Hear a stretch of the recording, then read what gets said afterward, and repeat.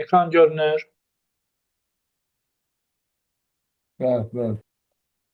Ə, Deməli, baxın, fiziki tərbiyyənin formaları. Fiziki tərbiyənin 3 forması var. Fiziki tərbiyə dərsi özü, bir. Dərsdən kənar qruplarla fiziki tərbiyə, bir də xüsusi qruplarla fiziki tərbiyə. Və fiziki tərbiyə dərsi özündə biz 4 məzmun xəttini reallaşdırırıq. Bunlar hansıdır? İnformasiya təminatı və nəzəri biliklərdir. Sonra hərki bazar vərdişlərdir, hərki qabiliyyətlərdir, bir də mənəvi realitetlərin formalaşdırılmasıdır. Və təhsilin səviyyəsi 3-dür. İbtidai təhsil və yaş qrupu 7, 9 və 10-cu 7, 9, 10-dur. 10 yaşdır. Birinci sinifdən 4-cü sinifə kimidir. Ümumi orta təhsildir. Yaş qrupu 11 yaşdan 11 yaşa kimidir. Baxın. Və tam orta təhsil bu 10-11-ci sinifdir. 16-17 yaş arası.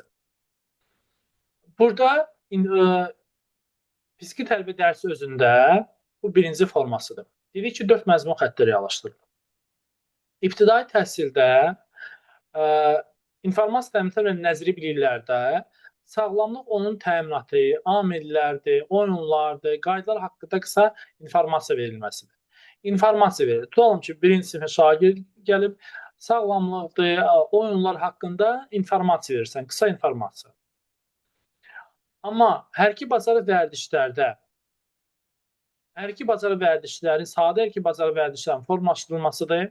Burada sadə hərki bazarlarda ümumiyyətlə. Sonra baxın, umumorta təhsildə, bu da 5-ci, 9-cu sinifdə informasiya təminatı və nəzəri biliklərdə sağlamlığın möhkəmləndirilməsidir.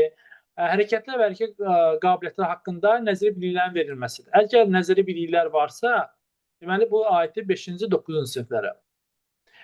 Amma tam orta təhsildə 10-11-ci siniflərdə bu hərəkət qabiliyyətlərdir, onların metodlardır, müstəqil məşqlər haqqında nəzəri biliklərini sən nə edirsən, təkmilləşdirirsən. Deməli, açar sözləri burada yadda saxlayın ki, bir dəqiqə, informasiya verilməsi. Baxın, informasiyanın verilməsi aiddir bu ibtidai təhsilə. İbtidai təhsildir. Amma nəzəri biliklərin verilməsi aiddir umumorta təhsilə, 5-ci, 9-cu siniflərə. Amma sən təkmilləşdirirsənsə nəzəri biliklərə, 10-11-ci sinifə aiddir təkmilləşdirilmə. Keçək indi hərki bazar vərdişlər. Dedik ki, hərki bazar vərdişi ibtidai təhsildə sadə hərki bazar vərdişlərin formalaşdırılmasıdır. Sadə. Amma 5-ci, 9-cu sinifdə idman növləri üzrə texniki taktiki fəaliyyətin əlverişli üsullarının yiyələnməsidir. Tutalım ki, 5-ci sinifə gəlib, şagird onu biz basketbol topun içilənməsini öyrədirik, texnikasını öyrədirik, üsullarını öyrədirik, yiyələnmə üsulları. Bu aiddir 5-ci, 9-cu sinifə. Amma bunları təkmilləşdirirsən ki, tutalım ki, deyək 10-11-ci sinifin şagirdləri çox gözəl voleybol oynayırlar və yaxud da əla basketbol oynayırlar. Deməli, bunlarda təkmilləşib də bu. İdman növlərində texnik taktiki fəaliyyətin təkmilləşdirilməsidir. Təkmilləşdirilib. İbtidai təhsildə sadə bazar vərdişlərini biz formalaşdırırıq.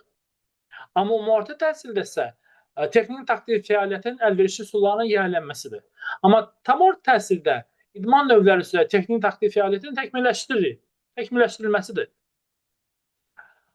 Hərki qabiliyyətlərə baxaq indi. Hərki qabiliyyətlərdə ibtidai təhsildə hərki qabiliyyətlərin bazı hazırlığının təmin edilməsidir. Amma 5-ci, 9-cu sinifdə hərki qabiliyyətlərin planlı inkişafıdır və hərki qabiliyyətlərin hərki mədəniyyətin yiyələnməsidir. Tam orta təhsildə hərki qabiliyyətlərin və hərki mədəniyyətin təkmilləşdirilməsidir. Əgər yiyələnmə varsa, hərki qabiliyyətlərdə yiyələnmə, planlı inkişafı varsa, o zaman bu aiddir 5-ci, 9-cu sinifə. Amma hərki qabiliyyətlərin bazı hazırlığının təmin edilməsi aiddir ibtidai təhsilə. Amma sən bunların hərki qabiliyyətləri, hərki mədəniyyətini təkmilləşdirirsənsə, tam orta təhsilə aiddir. İndi mənəvi radiusiyatların formalaşmasına keçək. Mənəvi radiusiyatların formalaşmasında ibtidai təhsildə şagird gəlir birinci sinifin, onun ünsiyyət qurmağıdır, əməkdaşlıq hissini formalaşdırırsan. Ünsiyyət qurmağını öyrədirsən şagirdə. Ki, sənin bu sinif yoldaşındır, necə rəftar etmək lazımdır, bunu hamısını başa salırsan, izah edirsən. Amma umumorta təhsildə mübarizəlidir, cəsarətli, komandalı fəaliyyət zamanı mənsubiyyət hissinin formalaşdırılmasıdır. Mübarizəlik sözü varsa, cəsarət sözü varsa, umumorta təhsilə aiddir, mənəvi radiusiyatların formalaşdırılmasında. Amma tam orta təhsildə isə norma və dəyərlərə hörmət liderliyidir, bacarıqların təkmilləşdirilməsidir. Burada açar sözü liderlikdir, dəyərlərin hörmət liderliyin bacarıq təkmilləşdirilməsidir. Liderlik sözü varsa, deməli bu tam orta təhsilə aiddir. Bu da mənəvi radiusiyatların formalaşmasıdır. Bu oldu bizə fiziki tərbiyə dərsinin forması. Birinci forması. Fiziki tərbiyə dərsi özü. Keçək indi xüsusi qruplara fiziki tərbiyə. Xüsusi qruplarla fiziki tərbiyədə sağlamlığında müəyyən qüsurlar olan şagirdlərə tətbiq olunur. Bu da ibtidai təhsil olur, umumorta təhsilə və tam orta təhsilə aiddir. Deməli, bunu bir yadda saxlayın. Funksional və fiziki qüsurların aradan qaldırılması aiddir ibtidai təhsilə. Bu da imtahana keçən bu sual düşmüşdü. Sual qoyulmuşdu ki, funksional və fiziki qüsurların aradan qaldırılması fiziki tərbiyyənin hansı formasıdır? Fiziki tərbiyyənin xüsusi qruplarına fiziki tərbiyə dərsidir.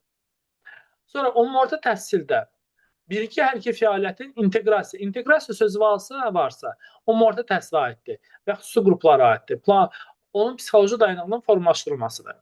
Amma tam orta təhsildə isə fiziki potensialına inam hissidir, möhkəmləndirilməsi, inam hissi, möhkəmləndirilməsi, zəruri hər iki qabiliyyətin planının inkişaf edilməsi. Burada açar sözü. Bunu hər iki qabiliyyət gördünüzsə, avtomatik bunu fiziki tərbiyə dərsi özü kimi götürməyin. Çünki burada deyir ki, zəruri hər iki qabiliyyəti planının inkişafıdır. Zəruri sözü varsa, zəruri. Avtomatik bu aiddir hansısa xüsusi qruplarla tam orta təhsilə aid. Zəruri sözü. Amma fiziki tərbiyə dərsi özündə planlı hər iki qabiliyyəti, hər iki mədəniyyəti təkmilləşdirirsən. Hər iki mədəniyyəti, hər iki qabiliyyəti təkmilləşdirilməsidir. Bu aiddir tam orta təhsilə. Amma zəruri bir söz varsa, aiddir xüsusi qruplara. İndi dərsdən kənar qrupların fiziki tərbiyəyə keçək. İkinci dərsdən kənar qrupları fiziki tərbiyə. Bu da məktəblərdə, məktəbin tərkibində olur. Hər idman bölmələri üzrə məşğələlər yerinə yetirilir və ev tapşırığı verilir. Və bu da bölünür. Dərsdən kənar fiziki tərbiyə, bir də fiziki tərbiyə ev tapşırığı. İbtidai təhsildə, baxın, ibtidai təhsildə oyunlardır, oyunlar xüsusi seçilmiş hərəkətlər kompleksi ilə ümumi fiziki hazırlığın təmin edilməsidir. Xüsusi seçilmiş hərəkətlərlə kompleksi ümumi fiziki hazırlığın təmin edilməsidir. Amma umumorta təhsildə ayrı-ayrı idman növləri üzrə bazı hazırlığın keçirilməsidir, məktəb daxili yarışlara iştirak edilməsidir. Tutalım ki, qalır dərsdən sonra məşğul olur basketbolla, voleybolla, futbolla, məktəb daxili yarışlar təşkil olunur. Bu umumorta təhsilə aiddir. 5-ci, 9-cu siniflərə aiddir. Və bu da fiziki tərbiyə dərsindən sonra yerinə yetirilir. Tam orta təhsildə klublardır, müxtəlif idman bölmələrində fəaliyyətdir, rayonlar və zona yarışlarında iştirakıdır. Ki, rayonda, zona yarışları iştirak edirsə, bu tam orta təhsilə aiddir. Amma ibtidai təhsildə, baxın, ibtidai təhsildə gün rejimidir, giyinik qaydalara riayət edilməli bacarıqların formalaşdırılmasıdır. Bu ibtidai təhsildə. Amma səhər gimnastikası, baxın, yadda saxlayın. Adətən biz səhər gimnastikasını biz veririk 5-ci, 9-cu siniflərə də. Səhər gimnastikasıdır, bir yadda saxlayın. Giyinik qaydalara riayət edilməli və düzgün qamətin formalaşdırılmasıdır. Bu aiddir umumorta təhsilə. Amma tam orta təhsildə isə ayrı-ayrı hər iki qabiliyyətlərin inkişafının bədən quruluşlarının mütənasibinin təmin edilməsi. Burada da çaşdırmayın. Ayrı-ayrı hər iki sözü varsa, hər iki qabiliyyətin inkişafı da o zaman bu aiddir dərsdən kənar qrupların fiziki tərbiyəyə aiddir. Bunları siz çaşdırmayın. Deməli, əgər sual belə qoyulsa ki, ayrı-ayrı hər iki qabiliyyətin inkişafıdır, bədən quruluşlarının mütənasib təmin edilməsi, fiziki tərbiyə hansı formasıdır? Dəstənxar qruplar fiziki tərbiyə. Desək ki, tutalım zəruri fiziki hərəkət qabiliyyəti, zəruri hərəkət qabiliyyətin inkişaf edilməsi, o zaman bu aiddir xüsusi qruplara. Desək ki, hərəkət qabiliyyəti və hərəkət mədəniyyətinin təkmilləşdirilməsi, o zaman aiddir bu fiziki tərbiyə dərsi özünə. Bunları çaşdırmıyorum, çünki bu çaşdırıcıdır burada. Və oyunlar, baxın, ibtidai bu dərsdən kənar qruplarda oyunlar, xüsusi seçilmiş hərəkətlər kompleksi ümumi fiziki hazırlığın təmin edilməsi. Bunu çaşdırmayın. İbtidai təhsil aiddir. Amma ayrı-ayrı idman növləri üzrə iştirak edirsə, deməli aiddir bu bazı hazırlığın təmin edilməsi ümumi orta təhsilə aiddir. Ümumi orta təhsilin ümumi orta təhsili yerinə yetirilir.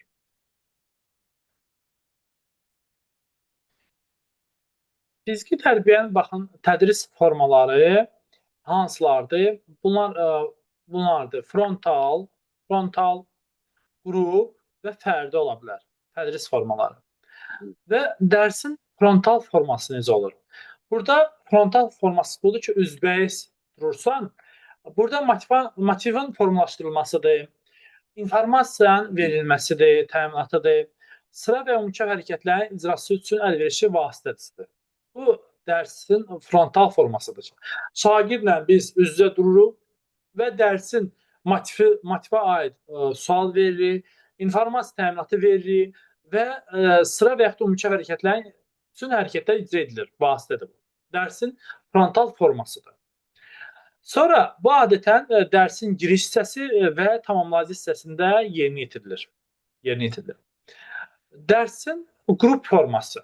Qrup formasında burada irəliləmələrdir, ümumi və hazırlayıcı hərəkətlərin icrası üçün əlverişli vasitədir, istifadə olunur. Bu da ən çox dərsin hazırlayıcı hissəsi və əsas hissəsində yerinə yetirilir. Qrup forması. Dərsin fərdi forması. Dərsin geçişi prosesində ayrı-ayrı şagirdlərin müxtəlif ev tapşırıqlarıdır. Xüsusi qruplara aid olan şagirdlərin iş zamanı istifadə olunur. Bu xüsusi qruplara aid şagirdlərdə fərdi yanaşma aiddir da, fərdi yanaşma olur. Fərdi iş formasıdır bu, elə bir ki, fərdi forma gedir. Deməli, formaları oldu burada.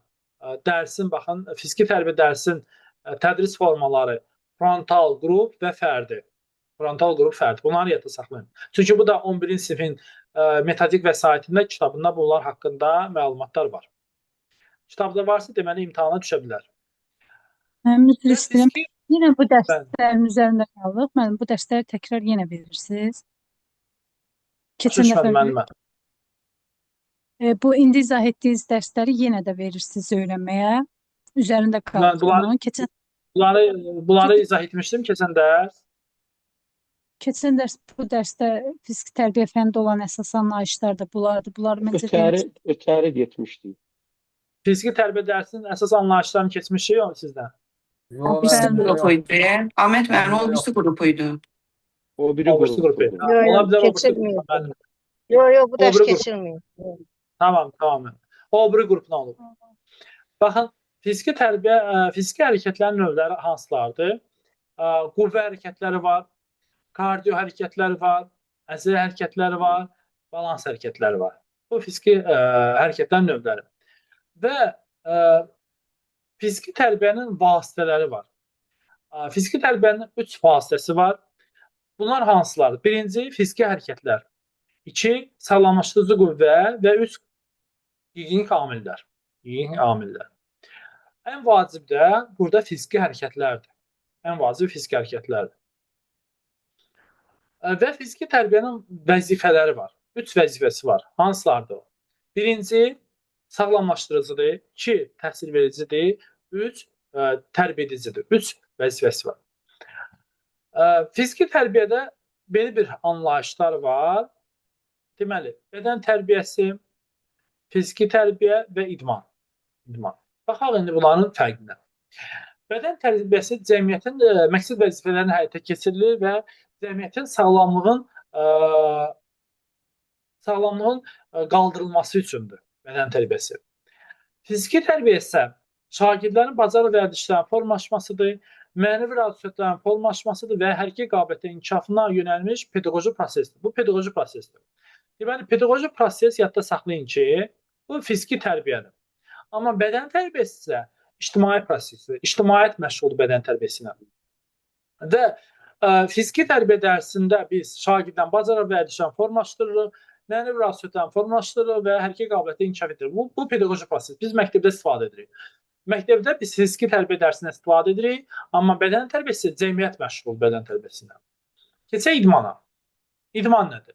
İdman isə fiziki tərbiyənin bir başlıca vasitəsi olub və idman elə bir ki, mədəniyyətin ayrılmaz bir hissəsi kimi qəbul edilir, bir növüdür və xüsusi yüksək nailiyyətlər, xüsusi nailiyyətlər əldə edilməsi üçün bir göstəricilərdir. Yüksək nailiyyətlər əldə etmək üçündür. Bu idmandır. İdmanla biz məşğul tutalım ki, basketbolçu, futbolçu öz məşğələlərində məşğuldur, dünya çempionu olmaq istəyir, Avropa çempionu olmaq istəyir, bu idman sayılır. Fiziki inkişaf var. Fiziki inkişaf nədir? Fiziki inkişaf orqanizmin morfofunksiyanal dəyişməsidir. Keyfiyyətcə morfofunksiyanal dəyişməsi bu gedir fiziki inkişaf. Fiziki kamillik. Fiziki kamillik hərəkət qabiliyyətlərin bərabər inkişafa nail olmasıdır. Fiziki keyfiyyətlərin və yaxud da şəxsiyyətin fəaliyyətə, əməyə, təlimə, fiziki cəhətdən hazır olması ilə zəruri ilə şərtləndirilən fiziki inkişaf səviyyəsini əks etdirir. Və yaxud da cəmiyyətin konkret tarixi dövrdə əldə etdiyi fiziki mədəniyyətin arasındakı olan, bu mədəniyyətin arasındakı olan optimal yerləməsi arasındakı nisbəti ifadə edir. Fiziki hazırlıq nədir? Fiziki hazırlıq şagirdlərin deməli hərəkət kompleksi tətbiqi nəticəsində vərdiş halına alır və iş qabiliyyətinin artırılmasıdır. Baxın, iş qabiliyyətinin artırılmasıdır. Və yaxud da vətənin müdafiəsi hazırlığıdır. Fiziki hazırlığın hərəkət qabiliyyətlərin səviyyəsini qaldırır. Təyin edir hərəkət qabiliyyətləri. Hərəkət nədir? Hərəkət bədənin və vaxtın fəzada yer dəyişməsi nə gedir? Hərəkət. Və hərəkət də olur iradə və qeyri-iradə. İradə budur ki, şuurlu şəkildə insan hansı bir hərəkəti özü yerinə edir, icra edir. Amma qeyri-iradə budur ki, şuurlu iradə olmadan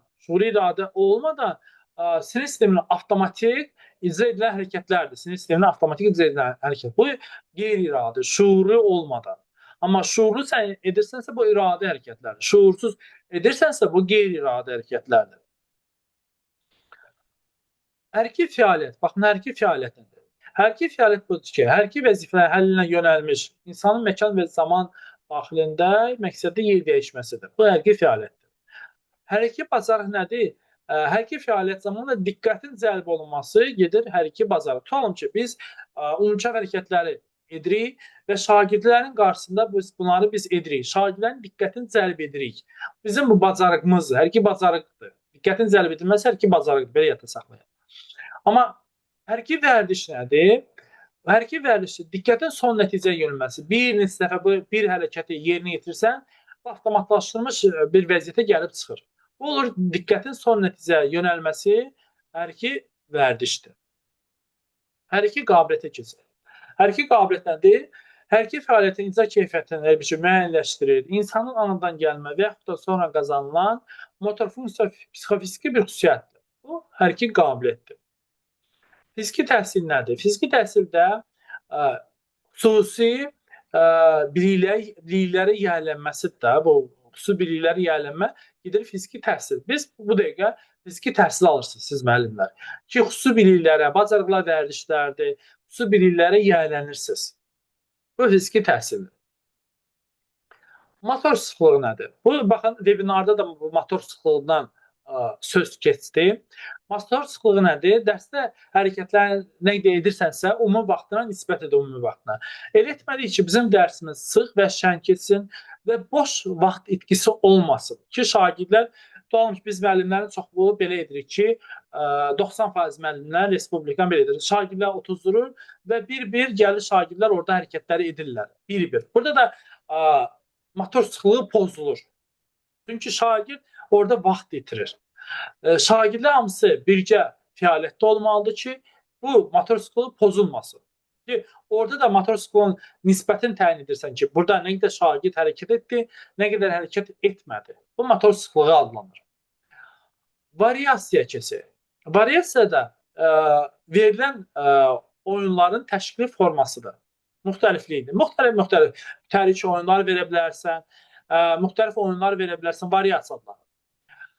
Təgəllüsə keçək. Təgəllüs isə əzələnin yığışmasıdır. Təgəllüs əzələnin yığışmasıdır. Geomastaz orqanizm daxili mühitin sabitliyidir. Bu da imtahan sualı. Bu geomastazdır, təgəllüsdür. Yorulmaya keçək.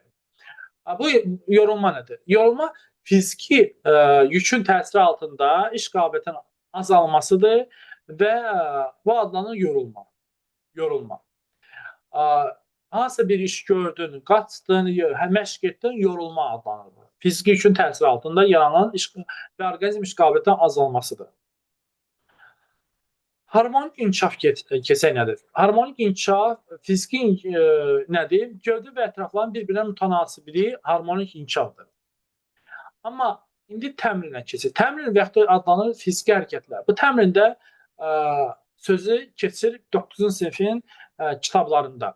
Fiziki təmrin nədir? Təmrin insanın fiziki və psixi xüsusiyyətlərinin inkişafına istiqamətlənmişdir və bu fəaliyyətdən icra üsullarının təkmilləşmə üçün yönəlmiş fəaliyyətin təkrarlığına özünü əks etdirilir. Bu hərəkətlər Təmrin uprajen nə deməkdir? Var. Hərəkətlər, fiziki hərəkətlər, bəli, rus dilində uprajen gedir. Bəli. Hərəkətlər, fiziki hərəkətlər təmrin gedir. Təmrin, bizim dildə təmrin gedir. Bu oldu fiziki tərbiyənin anlayışları. Keçək indi fiziki tərbiyə dərsində istifadə olunan resurslar və onların təyinatları. Bunları mən deyəsən sizə izah etmişdim, düzdür? Xüsusi bir deyil. Xeyr. Ahmetcan. İzah etməmişsiniz. Ümumi resurslar, xüsusi resurslar. Bəli. İndi baxaq. Baxın, fiziki tərbiyə dərsində istifadə olunan resurslar. Resurslar iki yerə bölünür. Xüsusi və ümumi resurslar. Ümumi resurslara aiddir, yadda saxlayın ki, bütün dərsdə istifadə olunan, daimi hər zaman istifadə edirsən, bu sıradır və umumkar hərəkətlər. Burada əlavə etmək olar, bərpəcə relaksiya hərəkətləri də əlavə etmək olar. Xüsusi hərəkətlərə resurslara aiddir. Əsas hərəkətlərdir, hazırlayıcıdır, xüsusi hərəkətlərdir, köməkçi hərəkətlər, xüsusi hərəkətlər resurslara aid etmək olar. Və keçək bu resurslara. Bir neçə resurslar var. Keçək sıra hərəkətlərə birinci. Sıra hərəkətlər budur ki, şagirdin dərsdə hərəkət fəaliyyətinin təşkilidir, istiqamətlənilməsidir. Orada verilən sərəncam və ya əmr formasında verilən komandalardır, icra edilən hərəkətlərdir. Bu sıra hərəkətlərdir. Hazırlayıcı hərəkətlərə keçir. Hazırlayıcı hərəkətlər dərsin əsas hissəsində, baxın, dərsin əsas hissəsində tətbiq ediləcək oyundur, hərəkət kompleksidir və əsas əzəl qrupların qızışdırılmasıdır. Bu aiddir hazırlayıcı hərəkətlərə. Hazırlayıcı hərəkətlər yadda saxlayın ki, açar sözü burada əzəl qrupların qızışdırılmasıdır. Köməkçi hərəkətlər nə hansıları? Köməkçi hərəkətlər isə mürəkkəb quruluşlu icra üsullarının öyrədilməsi zamanı texniki elementlərdən mənimsənilməsidir, təkmilləşməsidir, məqsədi ilə istifadə olunan hərəkətlər kompleksidir. Mürəkkəb sözü varsa, yadda saxlayın ki, köməkçi hərəkətlərdir. Mürəkkəb sözü varsa, köməkçi hərəkətlər aiddir.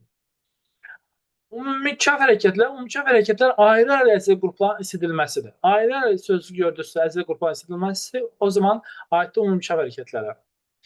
Xüsusi hərəkətlər budur ki, ayrı-ayrı hərəkət qabiliyyətinin inkişafına yönəlmiş, icra üsulları əvvəlcə müəyyən olunmuş, ardıcıl və intensivlə müvafiq yeni yetirilən hərəkətlər kompleksidir. Ayrı-ayrı hərəkət qabiliyyətinin inkişafına yönəlmiş hərəkətlərdirsə, o zaman əvvəlcə müəyyən olunmuş, ardıcıl olan hərəkətlərdirsə, o zaman xüsusi hərəkətlər aiddir.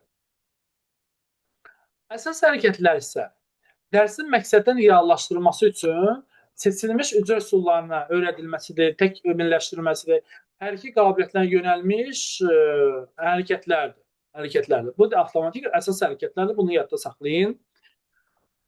Sonra bərpəcə relaksiya hərəkətlərə keçir. Bərpəcə relaksiya hərəkətlər burada fiziki yükdən sonra orqanizm bərpasına yönəlmiş hərəkətlərdir.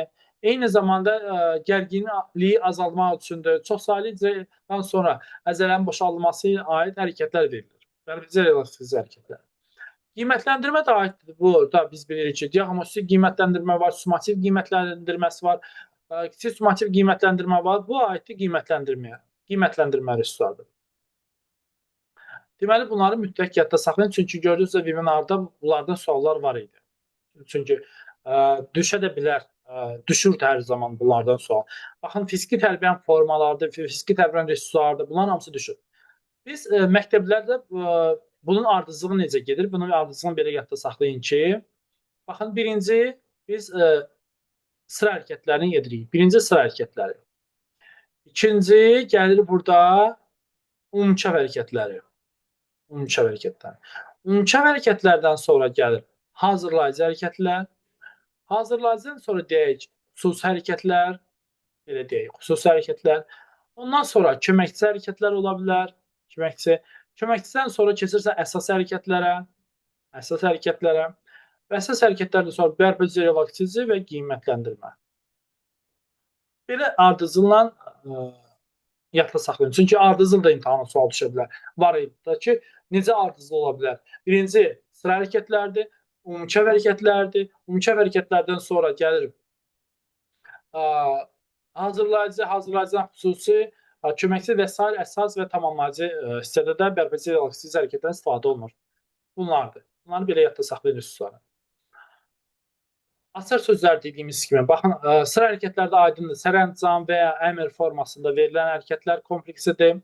Hazırlayıcı hərəkətlərdə əsas hissəyə, əsas qrupların qızışdırılmasıdır. Mürəkkəb hərəkətlər köməkçi hərəkətlərə aiddir. Mürəkkəb sözü varsa köməkçidir. Umumçap hərəkətlər ayrı əzələ qruplarının isidilməsidir. Baxın, ayrı əzələ qruplarının isidilməsidir. Xüsusi hərəkətlər isə ayrı hərəkət qabiliyyətinə yönəlmiş hərəkətlər kompleksidir. Əsas hərəkətdə dərsin məqsədinin reallaşdırılması üçün, təkmilləşdirilməsi üçün hərəkət qabiliyyətinə inkişafına yönəlmiş hərəkətlər verilir. Bərpəcə relaksiz aydındır, qiymətləndirmə də aydındır. Keçən növbəti hissəyə. Bunun siz fiziki tərbiyə dərsinin zamanı təhlükəsizliyin təmin edilməsi hər bir müəllim bilir. Buna ehtiyac yoxdur ki, başa salmağa.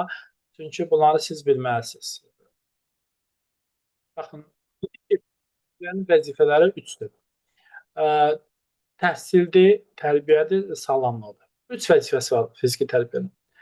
Və fiziki tərbiyənin deməli vasitələrdə dediyi hansılardır? Fiziki hərəkətlərdir, sonra təbii amillərdir. Təbii amillərə nə daxildir? Günəşdir, sudur, havadır. Günəş, su, hava. Və gigiyenik amillərdir. Gigiyenik amillərə aiddir. Şəxsi gigiyenadır, ictimai gigiyenadır, qidalanmadır, gün rejimidir.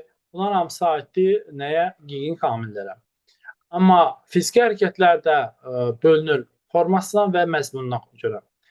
Fiziki hərəkətlərin əsasən biz bilməliyik, bunun məzmununu bilməliyik ki, daha yaxşı hərəkəti yeni itirək fiziki hərəkətləri. Və fiziki tərbiyənin məqsədi nədir? Məqsədi budur ki, şagirdlərin harmonik inkişafına nail olmasıdır. Yadda saxlayın. Əgər harmonik inkişaf yoxdursa, o zaman birinci fiziki hərəkət qabiliyyətlərinin inkişaf edilməsidir. İkinci, bacarıq vərdişlərin formalaşmasıdır. Belə deyək, 4 məzmun xətti, 3 məzmun xəttində bu məqsəddir. Fiziki tərbiyənin məqsədi birinci hərəkət qabiliyyətinin inkişaf etdirilməsi. Baxın, 1-ci sinifdən 11-ci sinifə kimi biz hərəkət qabiliyyətləri inkişaf etdiririk. Hərəkət qabiliyyətləri. Əgər harmonik inkişaf yoxdursa, məqsəd, tutalım ki, imtahanda sual düşsə ki, fiziki tərbiyə məqsədi nədir? Harmonik inkişaf yoxdursa, o zaman birinci götürürsünüz hərəkət qabiliyyətlərin inkişaf edilməsidir. İkinci, hərəkət bacarıq vərdişlərin formalaşmasıdır. 3, hərəkət qabiliyyətlərin inkişaf edilməsi dedik. Şəxsiyyətin mənəvi xüsusiyyətlərinin formalaşmasıdır. Sağlamlığın nail olmasıdır burada. Vətənin müdafiəsi hazırlığıdır. Vətənin müdafiəsi hazırlığı bizə elə 5-ci sinifdən başlayır. Biz sıra təlimi keçirik, sağa dön, sola dön. Bunlar avtomatik vətənin müdafiəsi hazırlıqdan başlayır da 5-ci sinifdə sıra təlimi. Bunlar fiziki tərbiyənin məqsədidir. Hətta bunları mütləq saxlayın.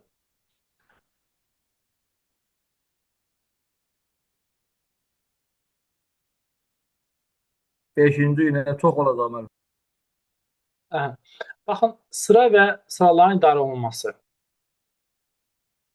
Bunları biz hamısını məktəbdə keçirik, bunları biz bilirik. Belə deyək, təkrar edirik. Biz dedik ki, sıra hərəkətləri nədir? Dərsdə verilən sərəncamda əmr formasına aid komandalardır da. Bu sıra hərəkətləridir. Və düzülüş. Düzülüş nədir?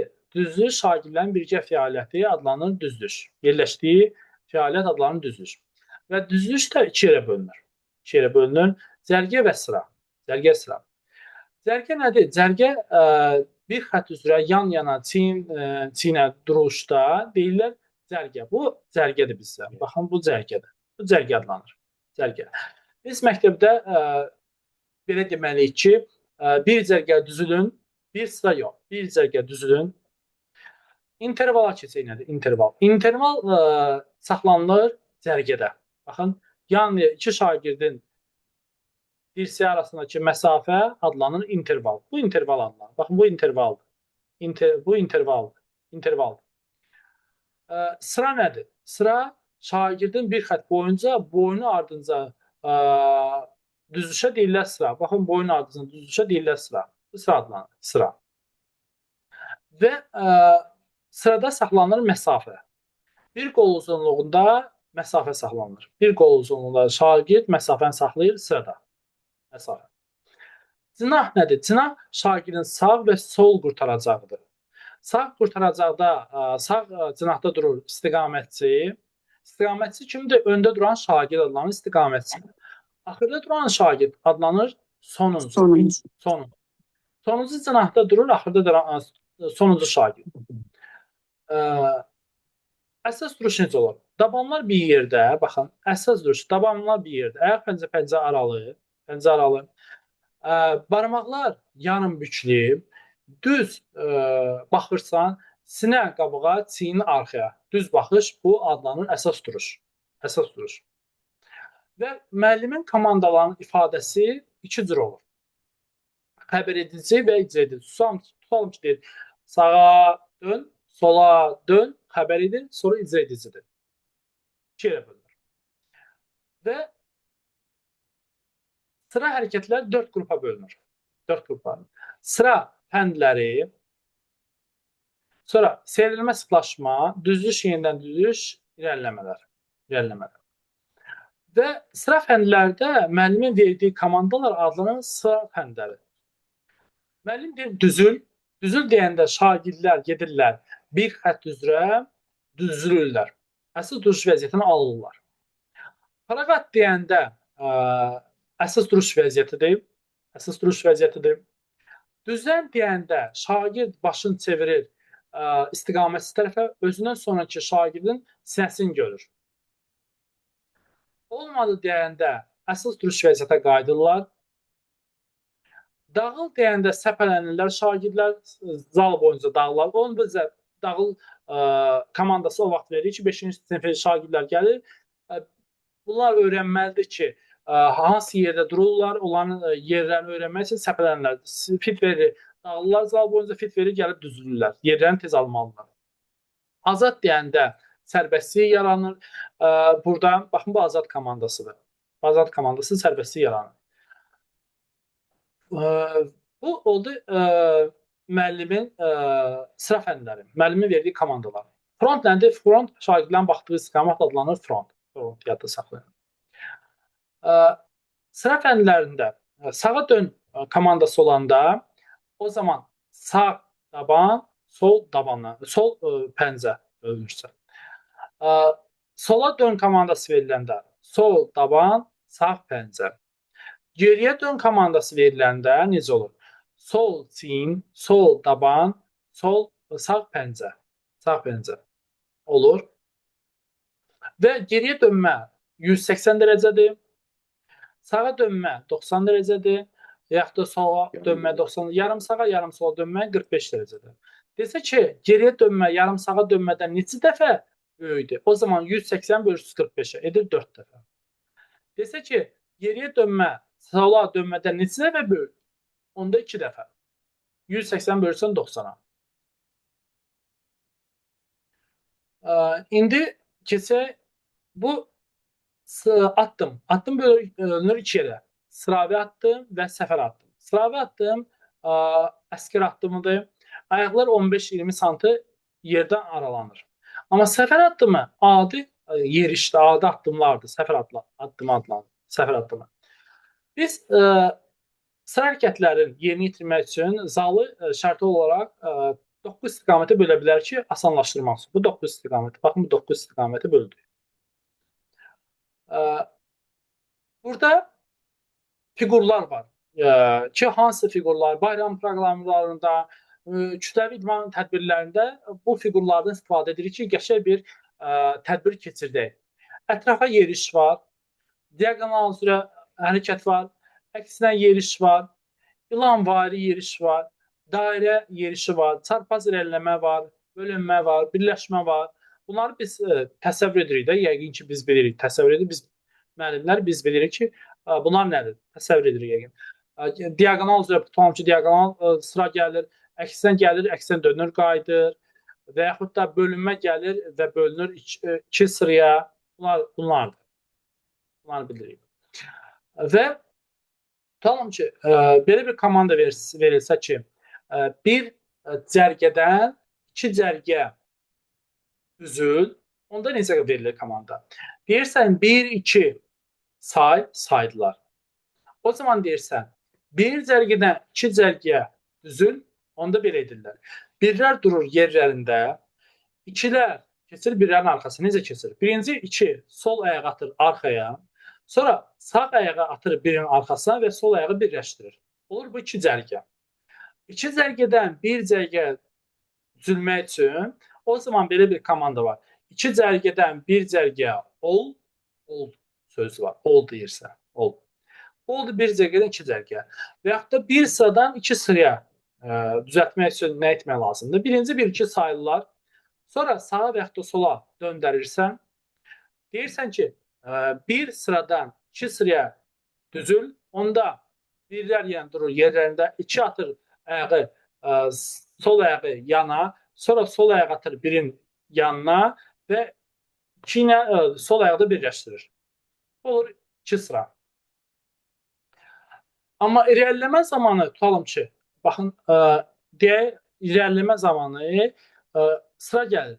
Buna sən zalın küncdən gəlib çatdı, sol tərəfdən və yaxud da sağ tərəfdən deyirsən 2-2 2-2 bölün 2-2 gəlirlər. 2-2 bölünə gəlirlər. 2 sıra alınır. Və yaxud da 3 sıraya bölün, 3 sıra ilə gəlirlər. Bunlardır.